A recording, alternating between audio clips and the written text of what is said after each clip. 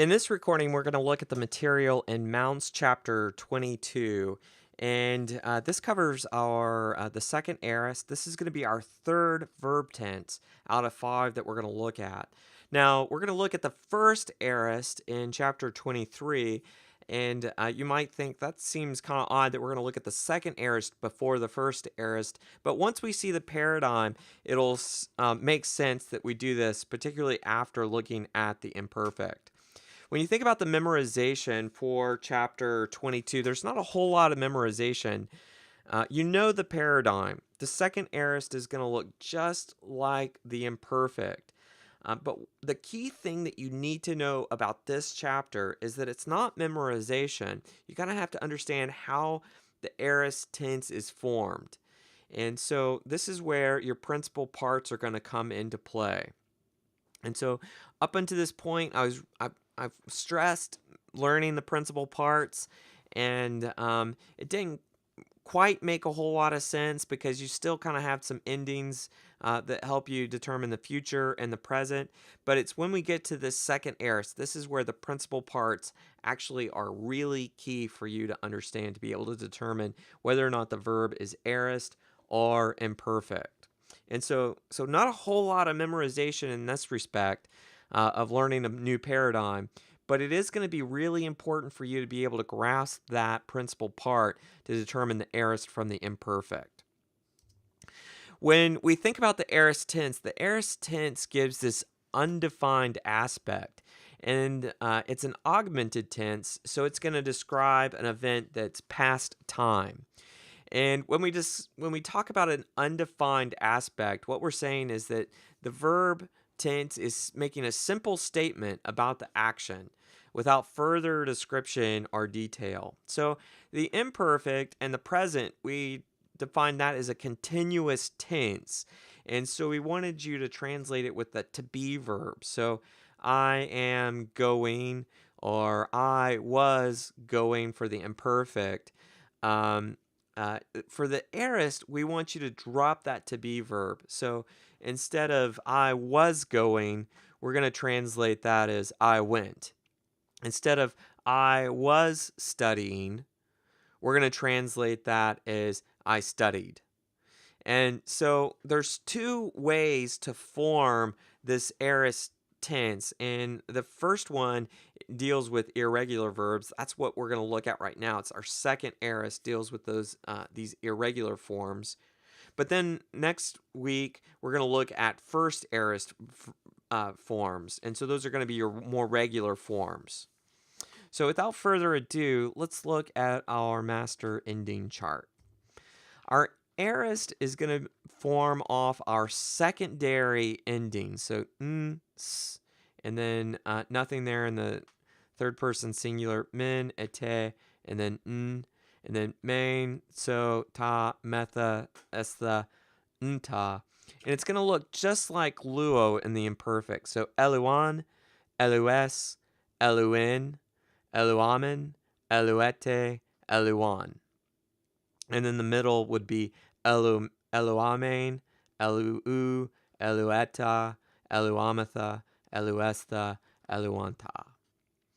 And so before we dig into the aorist paradigm, let's do just a quick review and look at the imperfect active indicative. So our imperfect active indicative of luo is eluan, elus, eluin, eluamen, eluete, eluan.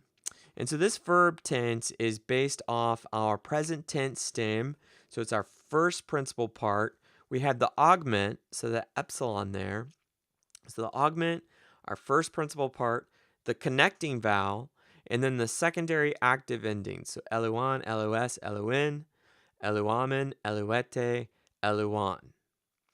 Now, when we look at our second aorist active indicative forms, it's going to look just like the imperfect, except what we have is the augment, our third principal part, the connecting vowel, and the secondary active endings. So this is elaban, elabes, elaben, elabamen, elabate, elabon. And so the aorist is based on the third principal part. So this is the third principal part for lambano. So if we wanted the imperfect form for lambano, it would be elabanon. And so it would be the augment, our first principal part, the connecting vowel, and then the secondary active endings. And so since we have the stem change from lamban to lab, this is now the aorist. So elaban, elabes, elabin, elabamen, elabate, elaban. So at this point, a lot of students are screaming, "Help!" So is it deja vu all over again? How do I tell the difference? The only way that you can tell the difference between the imperfect and the aorist are knowing your principal parts. And why is this? It's because your aorist is formed from the third principal part. For lambano, it's lab. But your imperfect is going to be formed from the first principal part. And so here's what the second aorist middle indicative looks like. So it looks just like our imperfect middle indicative. We've got the augment. We have our third principal part. So again, we have the connecting vowel, and then we have our secondary middle endings. So egenamen, egenu, egenata, egenometha, egenestha, egenanta. And so this is coming from the verb genomai, gamma, iota, nu. And so the imperfect would actually be egenatamen. And so we've got the first principal part. Since we have our third principal part, this is what's aorist. And so this is only going to occur for those verbs where you have a tense stem change. And so the verbs that have a stable tense stem, like luo, the aorist is going to form different. And we call those first aorist verbs. These are second aorist verbs. And so we haven't seen the aorist for luo just yet. But we have seen the aorist for these irregular verbs. And so even though these are irregular, the tense stem is changing for them. They're going to follow the same conjugation that what we've learned in the imperfect. So it's not a new conjugation. So anes in, amenete an, main ueta, ametha estha unta. But what you have to be mindful of is that you get that stem change. So here are a few verbs. I just want to go over a few verbs and look at their principal parts. This is Lego. And what we have in the parentheses is our imperfect. So elagan, that's what the imperfect would look like. So Lego is I am saying. Et lagan is I was saying. Arrow is our future, so it's I will say. And then apen is our aorist, so I said. And then eraka is our perfect. Eramai is our perfect middle passive. And then erathane is going to be our aorist passive. So aorist will have a distinct active, a distinct middle, and a distinct passive form. So will the future. And it's the present and the imperfect that have that middle passive form that's identical. Here's echo. Echo, the imperfect is akon. And then exo is our future, so that sigma comes up against the key there, and we get a C. And then our aorist form shifts to S on. And so it's going to follow that imperfect pattern, S-con, but we have a different stem change. We have a stem change. Here's erkamai. So erkamai in the imperfect is erkomain. The future stem shifts to elusamai. And then the aorist turns to elth, eta, lambda, theta. And so elthon, elthes, elthon, elthen, elthamen, elthete, elthon. And so note here that the aorist is following the active form. So in the present and in the future, it's deponent. But then when we get to the aorist, it's a regular verb. The active will follow the active forms.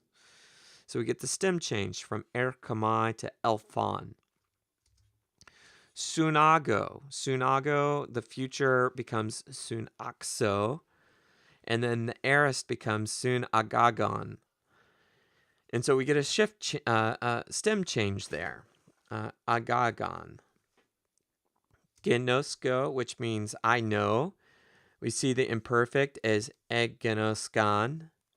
Then the future looks like genotsomai. And then the aorist becomes egenon. And so we get the gamma nu. And so instead of the gamma iota nu, we get the gamma nu. And so you can tell genosko, and we'll look at genomai here in a little bit. The gamma iota nu, the gamma epsilon nu, the gamma nu, it all these stems start to blend together. So am I knowing, or did I know, or am I becoming? So be mindful of those stems. They're very close and easily confused. Next, we have orao, and so the future of orao becomes opsomai, and then the aorist becomes aiden. And so it's going to follow that imperfect form on SN, ominente on, but we've got the stem change with aid. Next, we have balo, and so balo et balon is our imperfect. Balo, because it's a liquid future, is our future. And then our third principal part, et balon. So that's our stem change. We lose the lambda, so it's following that imperfect paradigm, but this is the aorist et balon. Next, we have genomai. So genomane is the imperfect with the iota, because that's the first principal part. But then look at the third principal part. It's gen with the epsilon. So egenamane. So it looks almost like the imperfect, except the iota changes to the epsilon. And so just that shift from the iota to the epsilon gives us that stem change. And so that tells you that you're dealing with the aorist tense. Lambano. So here's lambano. This is the paradigm that we looked at earlier. So the imperfect is elabanon, and then the third principal part is lab, elaban. And so same endings, it's going to have the same augment. So everything about the verb is going to be the same between the imperfect and the aorist. But the difference is going to be that stem change. So lamban to lab. And so here's some examples. The next few slides are going to give us some examples of what the aorist looks like. So in Matthew 8:3, Matthew says, Jesus stretched out his hand and apsata him. He touched him. And so it can describe this punctiliar event, this one-time laying on of the hands of the man. In Corinthians, Paul says 5 times alaban from the Jews, 39 lashes. I received 39 lashes from the Jews 5 times. And so it's not this iterative tense, but it's just saying that he received. It's describing the reception of the lashes in this undefined manner. It can have an aggressive idea, and so it can describe an entrance into a state. So in Matthew 2:2, where is he who has been born King of the Jews? For we saw his star in the east, and we came to worship him. So it describes the beginning part of this journey that the wise men took once they saw the star. And the last example is John 6:25. So the aorist can have this cumulative effect. And when they found him on the other side of the sea, so you can tell this action is coming after they've looked for him. They said to him, Apen alto, they said to him, Rabbi, when did you get here? So as you can see, not a whole lot of new memorization that you need to do for this chapter. It's basically that imperfect paradigm that you need to know. And so you already have that committed to memory.